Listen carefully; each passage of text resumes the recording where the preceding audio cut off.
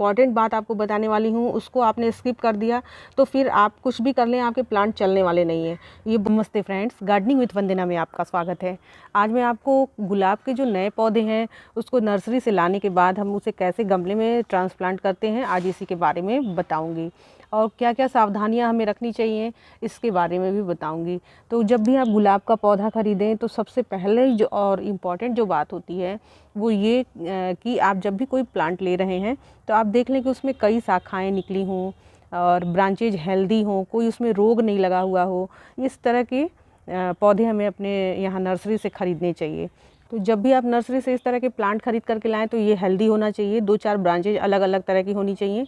और सबसे जो ज़्यादा इम्पॉर्टेंट बात होती है, आप इनके पत्तों को देख लिया करें कि इनके पत्ते कहीं मुड़े तो नहीं हैं। कभी कटोरी नुमा मुड़े रहते हैं और कभी ऐसे उल्टे तरफ मुड़े रहते हैं, तो इसमें पेस्ट अटैक रहता है, इसका मतलब है। तो आप जब भी देख लें तो थोड़ा देख लें कि पत्तियाँ वगैरह सब हेल्दी हों, उस तरह के ही प्लांट को लाएँ। और अगर एक से अधिक ब्रांचेज हैं उसमें तो अच्छी बात है, उस तरह के ही पौधे को आपको चूज करना चाहिए। अब बात करते हैं प्राइस की। तो प्राइस के लिए आप छोटे प्लांट लेंगे तो वो 40 से 50 रुपए में भी कभी कभी मिल जाते हैं, और जैसे जैसे प्लांट बड़े और ख़रीदेंगे आप तो वो महंगे होते जाएंगे। 200 से 250 तो ये गुलाब आते हैं। तो मैंने जो ख़रीदा है वो 70 रुपीज़ में ख़रीदा है। इसमें अधिक से अधिक ब्रांचेज हैं और ये हाइब्रिड गुलाब नहीं है, ये कश्मीरी गुलाब है। कश्मीरी गुलाब की खासियत ये होती है कि इसके जो फूल हैं, देखिए ये एक तो ये रेड कलर का आता है और ज़बरदस्त इसमें फूल आते हैं, फूल की कमी नहीं होती है।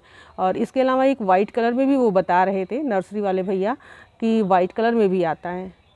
प्लांट आपका अगर बड़ा प्लांट है तो आप इसे 12 इंच के गमले में लगाएं। जैसे देखिए ये मैंने 12 इंच का एक सीमेंट का गमला लिया हुआ है। वैसे तो आप अगर मिट्टी का गमला लेते हैं तो वो बहुत अच्छा होता है। मिट्टी का गमला मेरे पास 10 इंच का है जो कि मुझे इसके हिसाब से छोटा लग रहा था, तो ये थोड़ा 12 इंच का गमला है और इसकी जो चौड़ाई है मुंह की वो थोड़ी बड़ी है।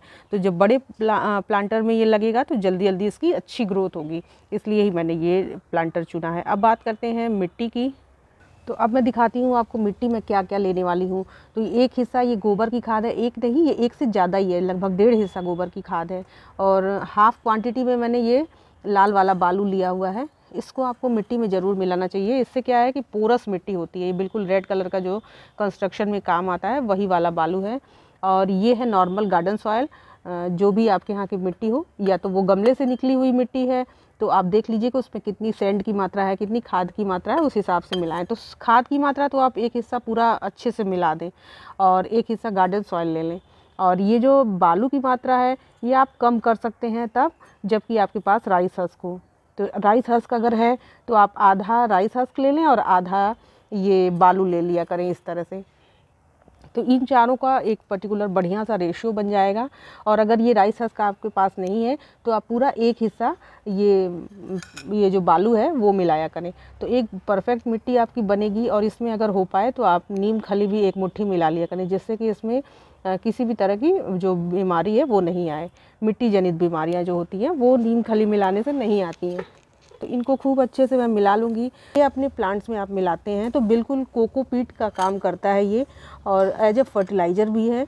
ये मिट्टी में न्यूट्रिशन भी देता है, मिट्टी को कभी भी अल्कलाइन नहीं होने देता है, एसिडिक मिट्टी बनाता है जिससे कि प्लांट हेल्दी रहते हैं। तो अगर हो पाए तो आपको राइस हस्क भी मिलाना चाहिए अपने पौधों में।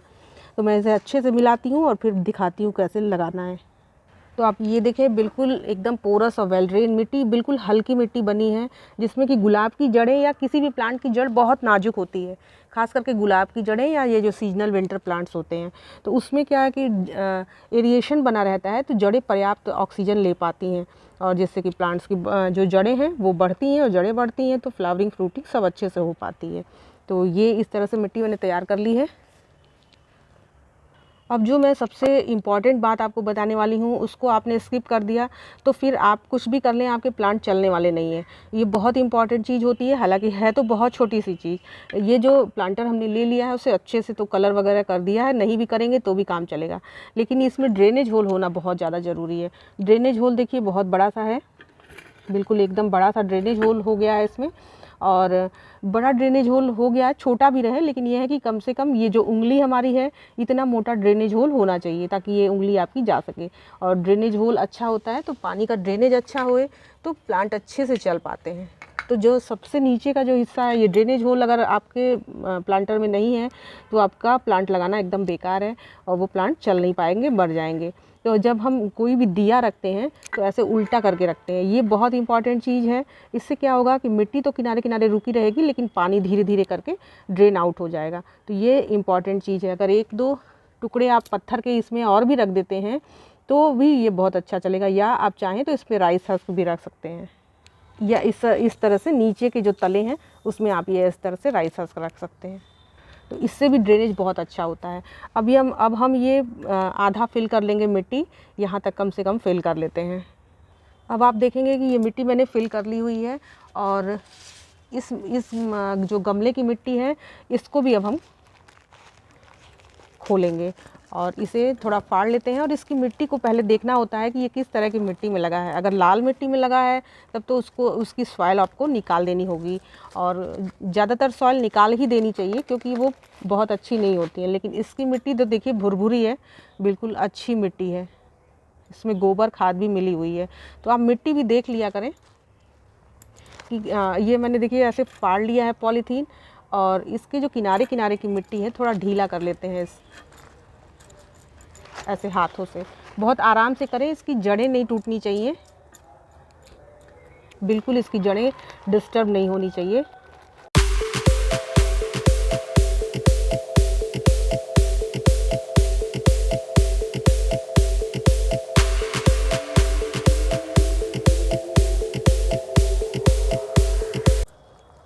इतना रूट बॉल तो आप रहने दें और अब हम इसे बिठाते हैं।